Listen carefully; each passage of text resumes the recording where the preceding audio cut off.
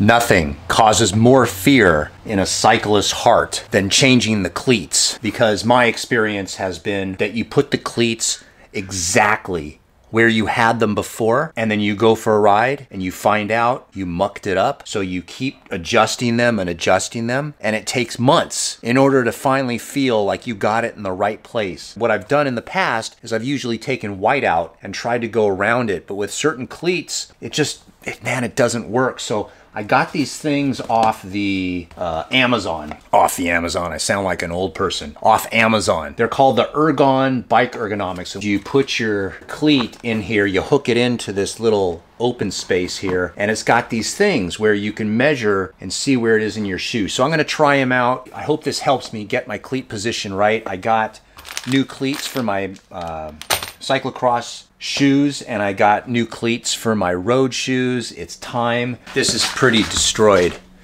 This thing is just coming off. See that? It's just gone. So it's not long before this stuff wears out, and I'm just gonna put new cleats on. But we're gonna see if this new product is worth trying. I'll let you know. I am not sponsored by the product. I paid for it with my own money. You got to say that these days. Otherwise, you know, every review is always a positive review. If this thing sucks, I'm going to tell you. Got my 4mm. We're ready to go. I'm going to do the left side first. Place it in there. And what I'm going to do is I'm going to make a mark of where on my shoe it is. So it's got these lines right here. So I'm going to just make some marks here for the rotation. So I don't know if you're going to be able to see this. I made a little white line right there on my back of my shoe that lines up with this black line, and that's how I'm going to know the rotation.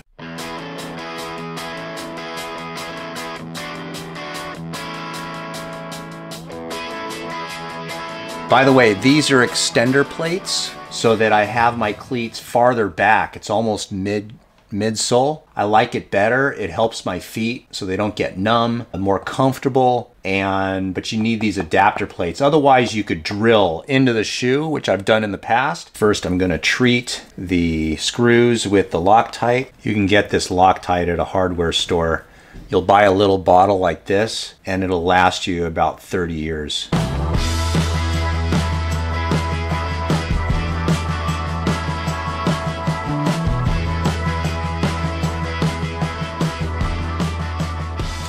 You place it in there. Okay. And we're going to make sure the shoe is oriented. I'm going to secure it, I guess. Well, that's hard to do. Yeah, how do you tighten it once it's secure right here? That's a good question. I guess I'd have to hold on to it, but it can move.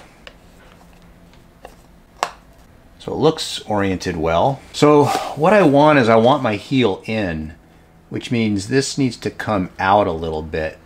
At least that's what I would hope would happen. Now I don't like the way it's not really centered in there, so let's do this. I'm gonna loosen it now. Move it just a little bit. If you move the cleat that way, that means the shoe goes out, which I want a wide Q factor. Okay, so I'm not really sure if this thing made much of a difference, at least in these. We're gonna try the road shoes as well. Now here though, it looks like it's not affixed accurately when I put it down. So what I need to do is just too much toe in. So let's loosen it now. This might have a benefit, I guess. Okay, so now I'm gonna press down right here and bring it around and tight. Uh-oh. Okay, that's interesting. It could be more of a side to side. Okay, I think I got it. No, it moved. Okay, I'm not sure if I'm doing this right or wrong, or if I'm not used to using this product, but I'm having a little bit more difficulty than I thought it would be. That isn't where I thought it was going to be. No, I am off. So maybe this is a good thing. Ah, okay. Now we're getting somewhere. So basically you bring it in and out of the thing. So it's not like you tighten it while it's on there, you just put it on and tighten it. You gotta kind of finagle it and play with it. And then once you've got it, now let me tighten it a little more. I have it down to where it's right on the line. That's what I want. So the key to this, at least for rotation, is to put a little bit of whiteout on the back of your shoe. Tomorrow, I'm gonna go for a bike ride, and that's the real test of whether these things have been put on correctly. So far, that one looks good. So let's try this one.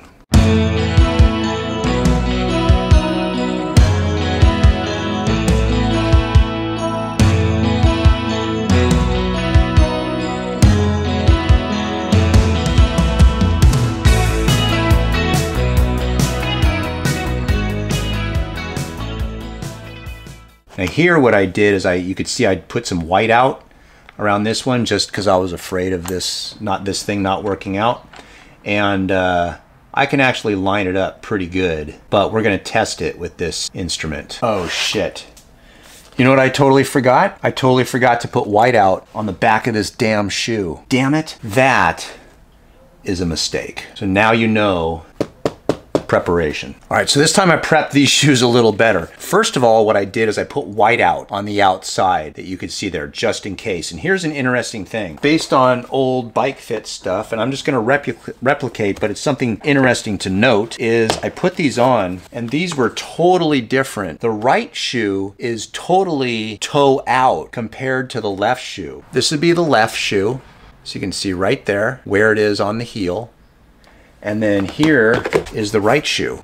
Notice how this mark is way over to the side, which means my heel is way in. And then what I did is I have the cleats moved all the way as much to the inside of the shoe as possible so that I have the widest Q factor.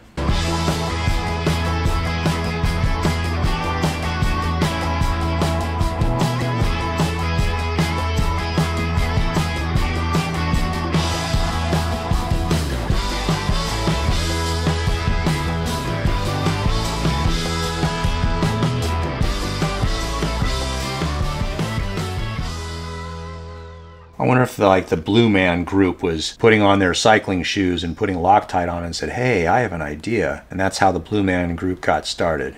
Don't quote me on that.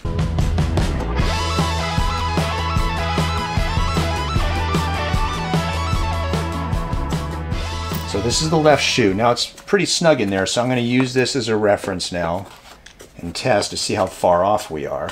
So now you could see I am way off by about 4 millimeters. So we need to bring it back this way like so. Oh, okay. If you have it a little bit snug, you can kind of snug it there. Oh, that's good. And that is pretty good. That was a lot easier than the SPDs. And it lines up pretty good. All right, I'm gonna tighten it and then we will be test riding this. You know you're up early when you're staring at least into the sun. Well, early is when the sun is not up yet. So a couple things I've learned. Today is a perfect day to test out the cleats, and the reason why is because my wife is making me go to IKEA. I really don't want to go. Nobody wants to go to IKEA. Oh, this is just so much fun. I am having such a good time, according to my wife. If I'm unsure, I will ask my wife, am I having a good time? You're having an awesome time. I'm having an awesome time. Let's just say a good time. Adventure. An adventure? IKEA, an IKEA let's just adventure. Call it, yeah. That's how we're spending our day. So I don't get to go for much of a ride today, so this is gonna be perfect. The most important thing when you first put, or at least that I've learned, when you first put cleats on, is go for a couple short rides. Because you don't want to go for a long ride only to find out that your cleat is a little bit off on one shoe and then you gotta stop, readjust it. Of course, you're gonna muck it up at that point. You know, you're a couple hours away from home. Now you have a knee tendonitis last 6 months. I've kind of figured that let your body just figure out if they feel good. First initial impressions, plus. I think for me, really the hardest part is the rotation. And that may be where this product comes in handy because I always push my cleats as far back as possible and the cleats are on the medial side or the inside of the shoe as far as possible so that my Q angle is as wide as possible. Shove them back, shove them all the way to the inside, should be a no-brainer. Now that product had a thing where on the side you could measure how far medial and front and back, but my shoes were so wide that you couldn't see the little sections, and that's probably a problem. They could have made the product a little wider for people with wide feet.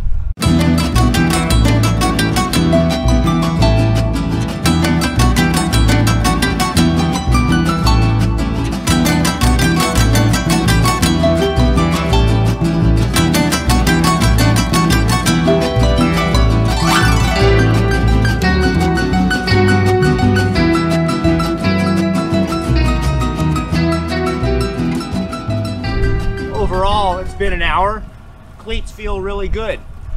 I don't notice any weird feeling in my feet or like my body wants to try to twist it to normal, which is usually the sign that I'm looking for when the cleats are off. So I'm gonna say this product was a good thing. It was expensive. I would imagine a person could do a DIY and make it a lot easier and cheaper. But for me, the money was well spent because I avoided frustration. Now, I know a lot of people say, well, just get a bike fit. That always seems to be the answer because, of course, a guy that does a bike fit is always gonna hopefully know what they're doing. I'll make a video in the future of all the different bike fits that I've had and which one I found the best. But for now, if you've found a different way, maybe a better way that you could help someone else, how do you replace the cleats? Let us know in the comments section down below, because I'm curious how people get it right the first time. This is the first time I've gotten it right on the Shimano style cleats.